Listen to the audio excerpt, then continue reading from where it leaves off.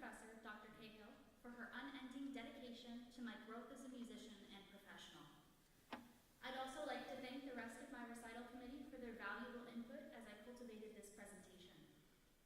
I'm also incredibly lucky to attend a university where contemporary pieces with extended techniques and staging are accommodated by the Forbes Recital Hall management and are encouraged by my faculty and peers. Lastly, I'd like to thank all of the music teachers who have invested in me throughout my academic career. From my beginnings in middle school band to my doctoral coursework, each one of you has played a vital role in my development, and I am eternally grateful for you. My lecture today is titled Dehumanizing Nature, an Ecomusicological Analysis of Vox BALAENAE by George Crumb. In this presentation, I will feature George Crumb's Vox BALAENAE, or Voice of the Whale, an innovative work from 1971 for electric flute, electric cello, and electric piano. This work is groundbreaking because it is the first classical piece to acoustically portray whale songs, thus revolutionizing the ways we perceive aquatically inspired music. To better understand this work, I will observe it through the lens of ecomusicology, or the study of musical representations of the environment. For context, I will explore how ecomusicology serves as an intersection between three entities: music, culture, and nature. Then I will discuss how the relationships between these three groups have been used over time to create aquatically inspired pieces such as George Crumb's landmark work.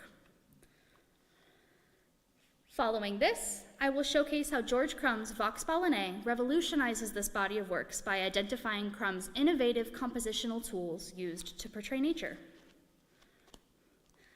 I will also present my own performance suggestions for Vox BALAENAE, designed to help musicians unlock the unique aquatic qualities of the work.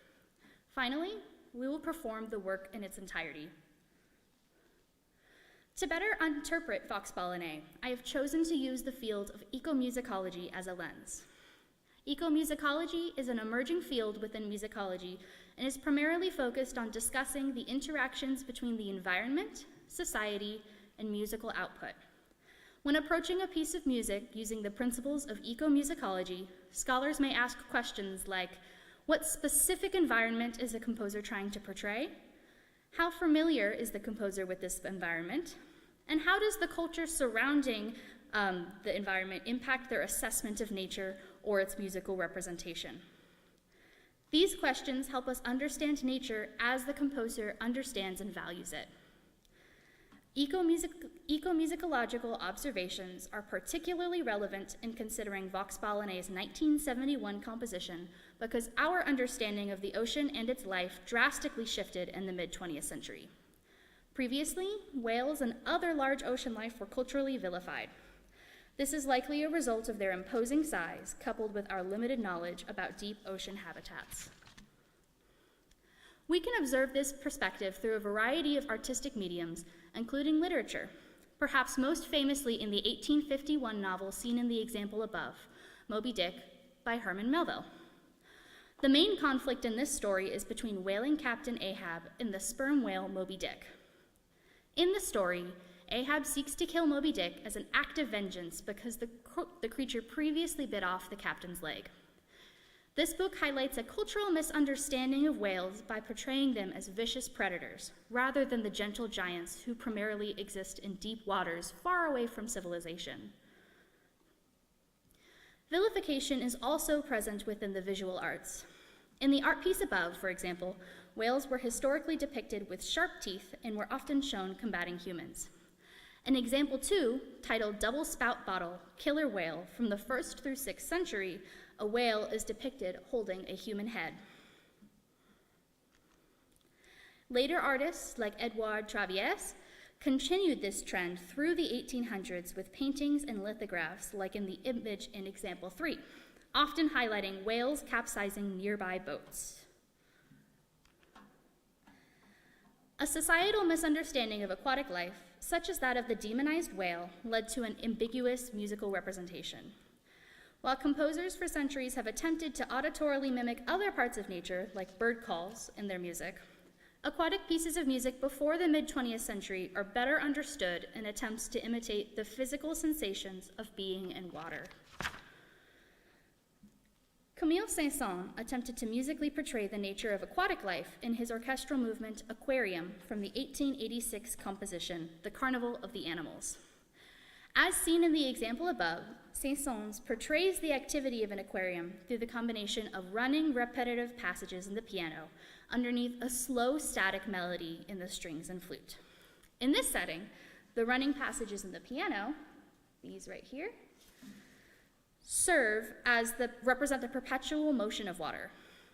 In contrast, the static wind and string melody, as seen here and here, this that surrounds these piano notes represents the feeling of weightlessness while swimming in water. Though neither of these musical elements sonically represent the sound of water per se, the combination of them has become a standard compositional technique for representing water in classical music. Let's listen to an excerpt from Aquarium from Saint-Saëns' Carnival of the Animals.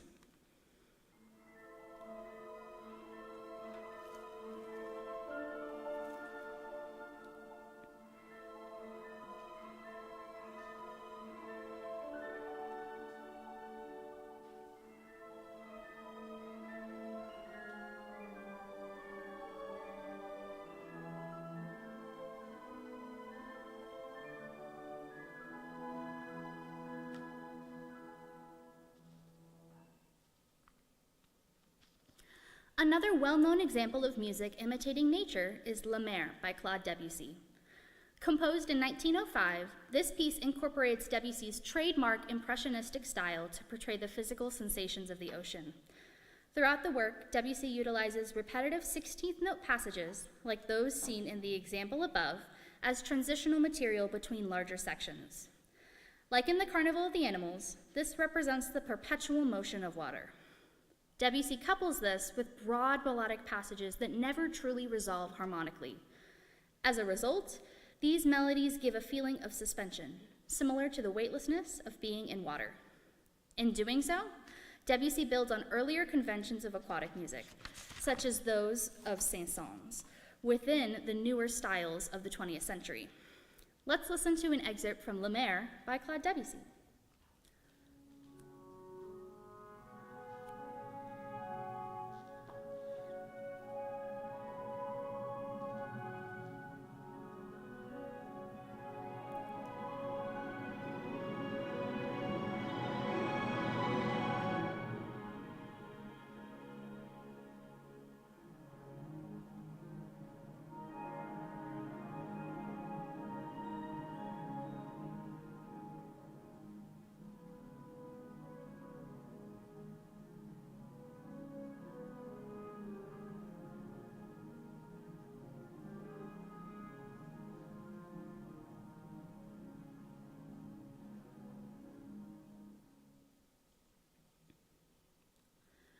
The perception of aquatic life drastically changed in the mid-20th century as a result of rising conservationist efforts. Environmentalist efforts, specifically those geared towards limiting ocean pollution and reducing the use of pesticides that created toxic runoff, gained traction within the general public during the mid-20th century. The public's greater awareness of these issues was largely due to two publications: Aldo Leopold's Sand County Almanac, published in 1948, and Rachel Carson's Silent Spring, published in 1962. Leopold's book, seen in example 6 on the left, outlines the dangerous erosion resulting from rising sea levels and his effort to restore the land. Carson's book, seen above in example 7, highlights the detrimental effects of pesticides on marine wildlife. Following this literary trend, the US government passed several laws surrounding ecological advocacy, including the Clean Air Act of 1963, the Wilderness Act of 1964, the Water Quality Control Act of 1965, the Wild and Scenic River Act of 1968, and the establishment of the Environmental Protection Agency in 1970. These laws signify a cultural shift from perceiving the ocean as an unknown threat towards preserving its unique environment. Artists, and composers in particular, were drawn to this new awareness, utilizing the evolving understanding of the environment as inspiration. In addition to conservationist efforts, there were significant developments made to the hydrophone, a microphone seen here in example 8. This microphone is specifically designed to record sounds underwater. The significant technological innovation allowed humans to physically hear whales for the first time. Sonar expert Francis Watlington was paramount in the advancement of this device. Initially, underwater microphones were developed to detect enemy submarines during the Cold War. As such, they were not accessible to the general public and thus unavailable for research purposes. Eventually, Watlington gained permission from the US government to use the hydrophone to record ocean life, including the humpback whale. These recordings uncovered a rich language of whale songs that, once released to the general public in 1970 on an LP by biologist Roger Payne, served as the foundation for the Save the Whales movement.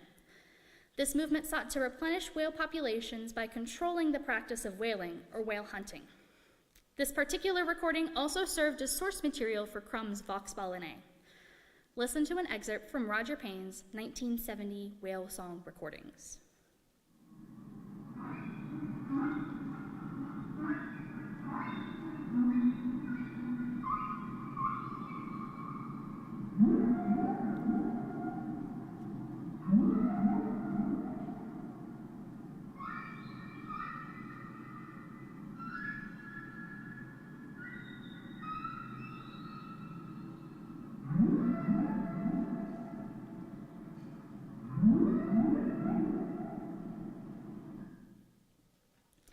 George Crumb was the first composer to mimic the actual songs of whales through his work BALAENAE, and subsequently revolutionized the way we sonically understand the ocean.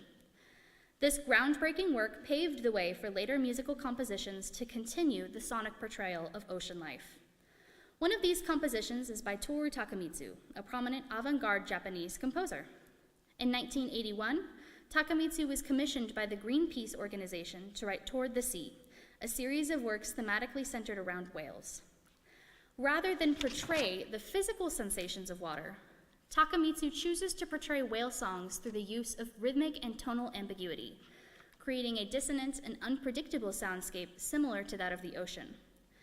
Takemitsu's use of rhythm and harmony to portray whales highlight a significant change from earlier aquatic-inspired works. We'll listen to an excerpt from the second section of Takemitsu's Toward the Sea, Moby Dick, featuring alto flute and guitar.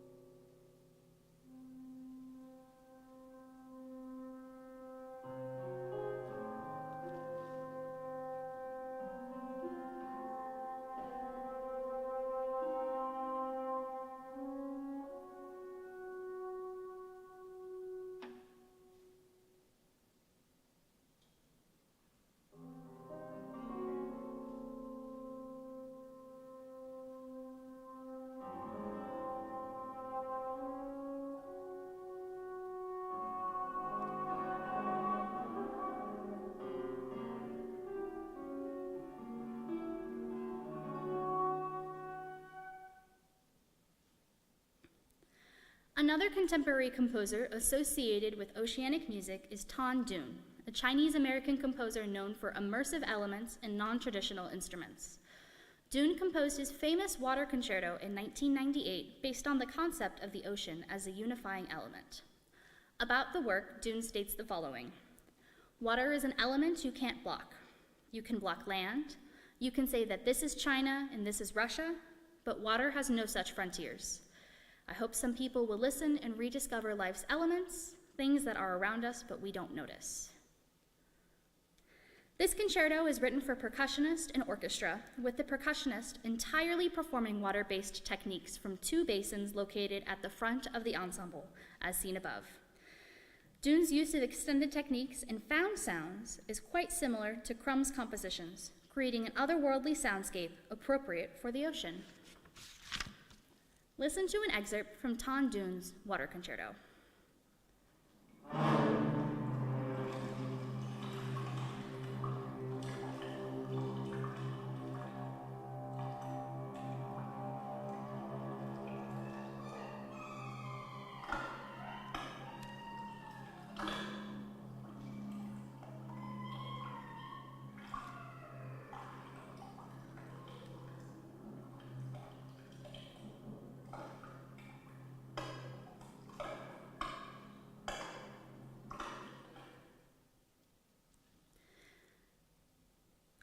The significant developments in aquatically inspired music was only possible because of Crumb's Vox BALAENAE.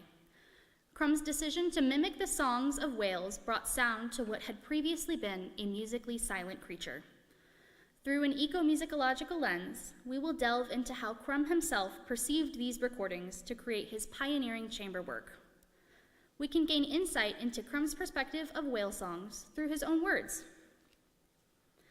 In a 2008 interview about Payne's whale song recordings, Crumb stated that the range was the first thing that impressed me.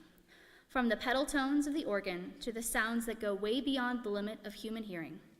A sense of musical phrase, an incredible composition that was going on, majestic, huge phrases. I loved the movement from the lowest to the highest sounds, the percussive elements, sounds like 1,000 tubas playing at the same time. Crumb chose to implement these ideas by creating a piece of music that is, as he describes, removed from humanity. Crumb dehumanizes the experience of Vox BALAENAE for the performers and listeners alike through the use of theatrical elements, augmented soundscapes, programmatic structures and harmonies, and ambiguous rhythms. One way that Crumb dehumanizes Vox BALAENAE is through the structure of the work.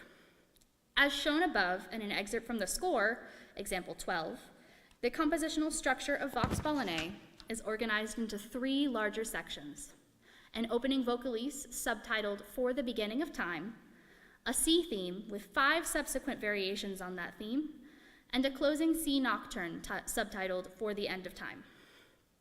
Each of these variations on the sea theme are named for different geological eras, including the Archeozoic, Proterozoic, Paleozoic, Mesozoic, and Cenozoic eras.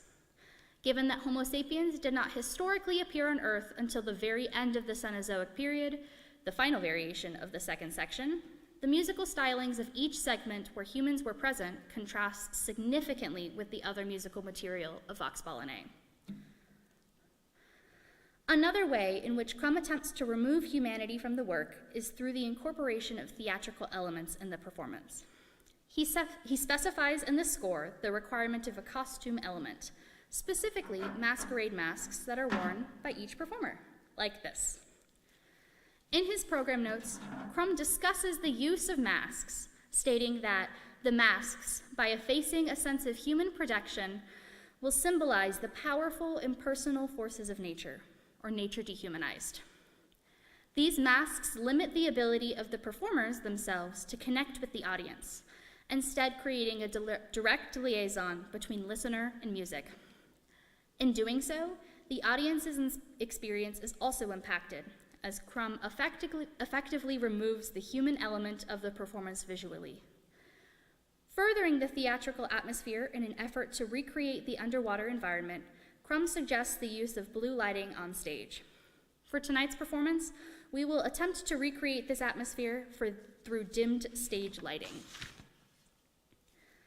In addition to the visual elements of Vox BALAENAE, Crumb incorporates the use of several acoustic elements to reflect the environment of the ocean. These elements include amplification, as well as extended techniques to timbrally augment the sounds of each acoustic instrument. These elements create a wondrous, otherworldly soundscape that directly mirrors Crumb's impression of the whale recordings when first published. Amplification is an essential part of the performance of Vox BALAENAE. Within the piece, Crumb includes several techniques that do not naturally project well. To compensate for this, Crumb requires each performer to have a microphone in front of them, as depicted in the stage diagram above and seen in the stage in front of you. The circles indicate each microphone placement. Doing so allows Crumb to work with a larger palette of sounds beyond those that naturally project in a performance space. Within the flute part, extended techniques are numerous and varied to replicate an underwater atmosphere. These techniques include singing and playing, harmonics, timbral vibrato, speaking into the instrument, and whistling.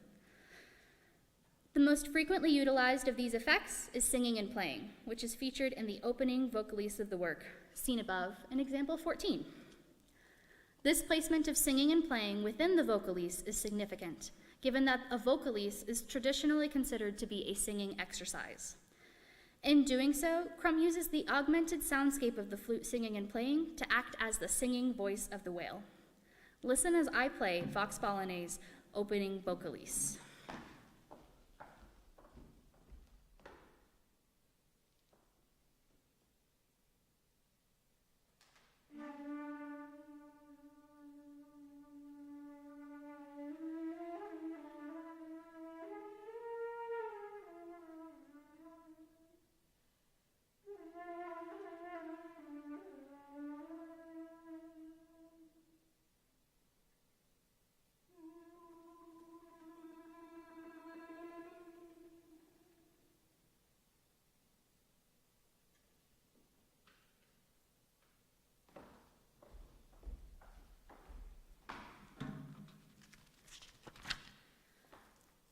Both the cello and piano further the augmented soundscape created by Crumb in BALAENAE.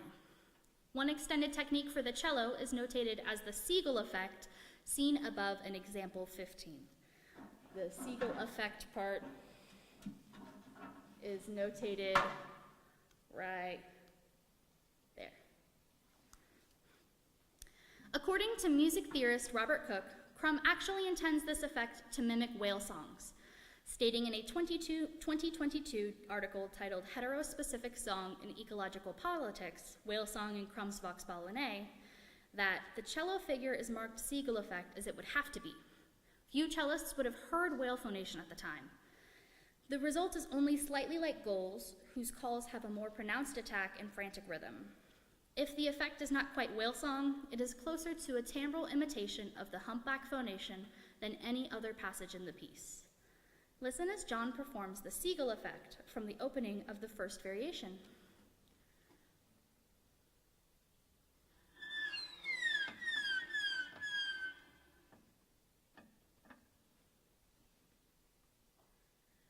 Crumb chooses to augment the soundscapes of the piano through the use of prepared piano techniques. In these techniques, pianists place certain objects on the string of the piano, distorting the sound while creating more percussive articulations. BALAENAE specifically incorporates the use of a chisel, a glass rod, and a paperclip bent in a specific shape on the piano strings to create numerous unique sounds. So, Steve will show you, that's the paperclip, that's the chisel, and that's the glass rod. Crumb chooses to augment the soundscape of the piano through the use of, Crumb's desire to add percussive elements to the piano is understandable, given his previously mentioned reaction to hearing whale songs for the first time. By preparing the piano with each of these elements, Crumb adapts the instrument to feature a much brighter, stinging timbre with varied articulation styles. Listen as Steve executes each of these prepared techniques. First, the use of the chisel in variation 1, seen in example 16.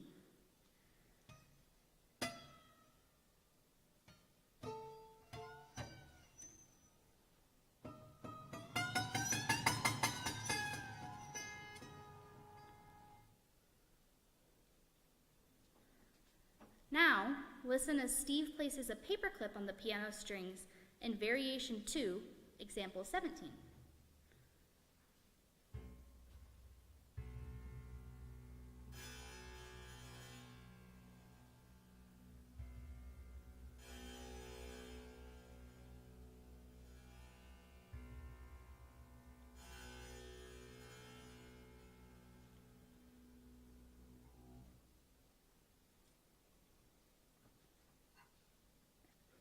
Lastly, listen as Steve uses the glass rod to distort the piano timbre in variation 4, example 18.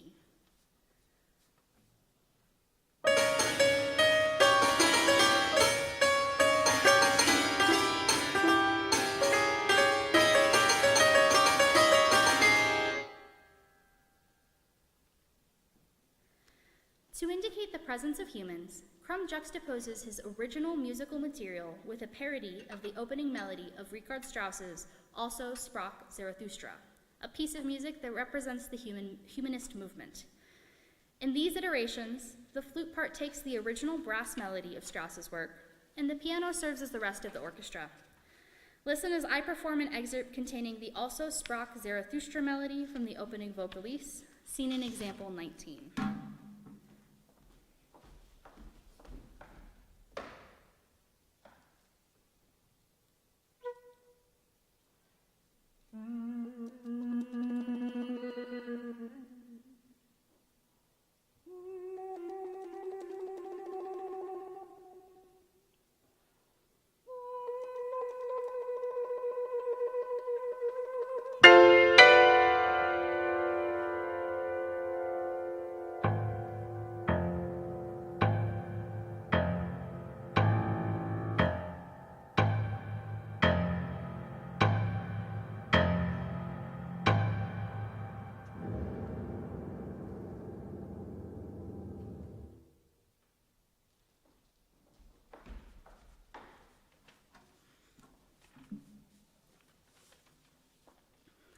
George Crumb uses an innovative harmonic language in Vox BALAENAE, shrouding traditional notions of a key center in harmonic progressions to further the dehumanization of the work.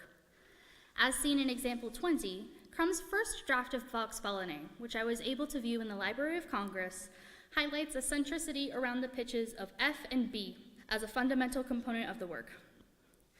These notes form the interval of a tritone, which has typically been regarded in tonal harmony as the most dissonant interval. Crumb incorporates this F to B centricity in a variety of ways. The cello part features scortadora, or a regular tuning of the instrument. Prior to a performance, the cellist must alter several open string pitches by tuning the instrument, tuning the pitch of the bottom string from C2 down to B1. This modification allows the cellist to drone the pitch B1 through a pizzicato tremolo in unison with the piano throughout variation 1. Simultaneously, the flute part highlights the other half of the previously mentioned tritone by playing short melodic fragments centered around the F octatonic collection, or octatonic 1-2. This octatonic collection is comprised of alternating whole and half-step intervals to include the pitches of C sharp, D, E, F, G, G sharp, A sharp, and B. Furthermore, this collection of pitches is one of the only ways to include both F and B without featuring a traditional diatonic key. In doing so, George Crumb is able to create a consistent harmonic collection without relying on traditional diatonicism. Octatonic 1-2 is present throughout Vox BALAENAE and serves as the melodic basis for variations 3 and 4. While the lack of use of an overarching key signature in the traditional sense might be uncomfortable for listeners unfamiliar with contemporary music, I believe Crumb does so not merely to create tension, but rather to further create an otherworldly effect and distance the work from humanity. Rhythmically, Crumb strays away from regular, predictable patterns and meters, instead opting for organic transitions between motives and ideas through the use of unmetered pauses and imprecise notation. One example of this is in the first variation of the C theme, or the Archeozoic era.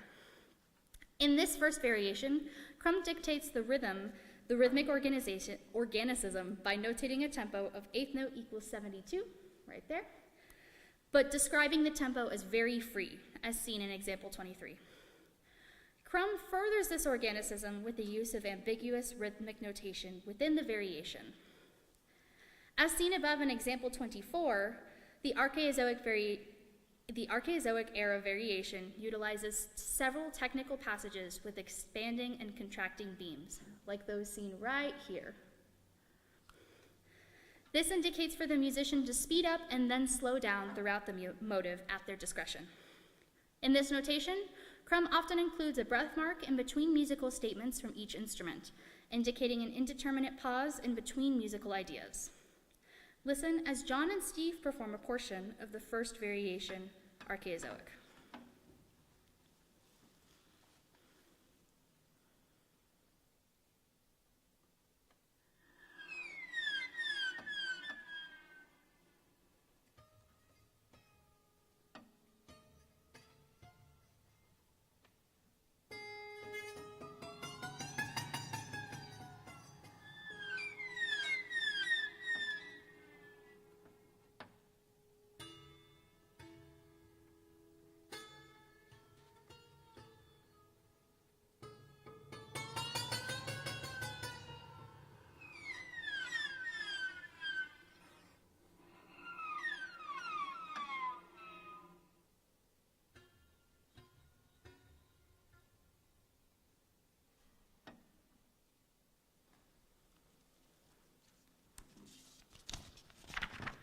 George Crumb's avant-garde compositional style changes significantly following the final indication of human presence at the end of the fifth variation, or Cenozoic era.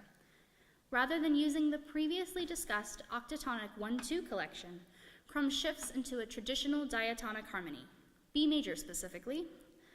In fact, while the bulk of the piece centers around the dissonant F and B tritone, this final section of the work, seen in example 25, is almost solely composed around the B major pentatonic collection. This collection is comprised of the first, second, third, fifth, and 6th scale degrees, which are specifically chosen to avoid dissonant half steps within the traditional diatonic setting. In doing so, the dissonant tritone is completely foregone in favor of more consonant intervals, like open fifths. In addition, previous rhythmic ambiguity is dispelled in this final section, instead featuring a strict rhythmic foundation shown in example 27 in the piano part throughout. While Crumb might have chosen to implement these changes at the end of the work solely to create contrast from prior musical material, I believe doing so also represents the notion that humans and whales will one day live in peace with each other. As we perform a portion of the final Sea-Nocturne, listen to the consonants created through the use of the pentatonic scale.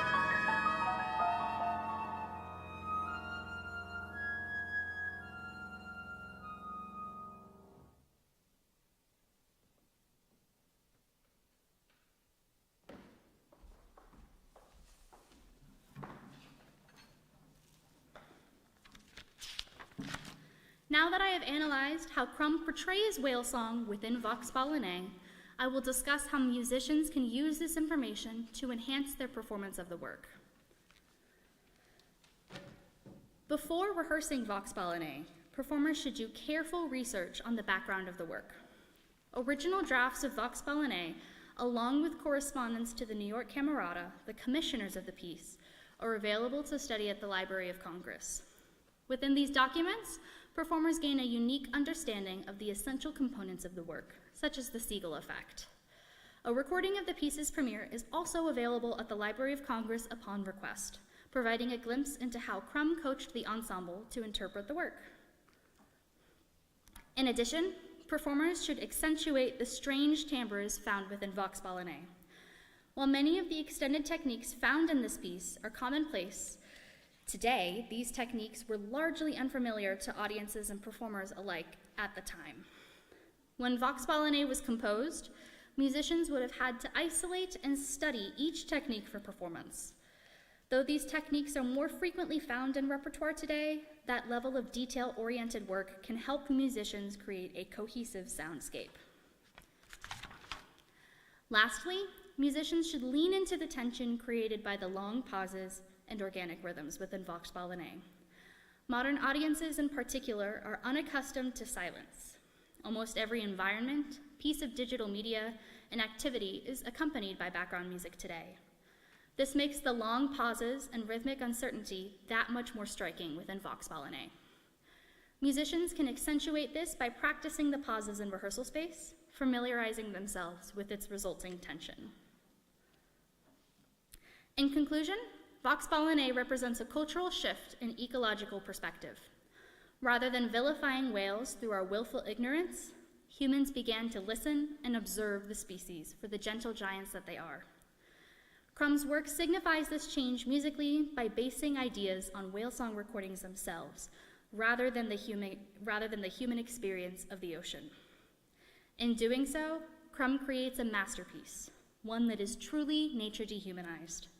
Thank you for your time, and I hope you enjoy this performance of Vox BALAENAE by George Crumb.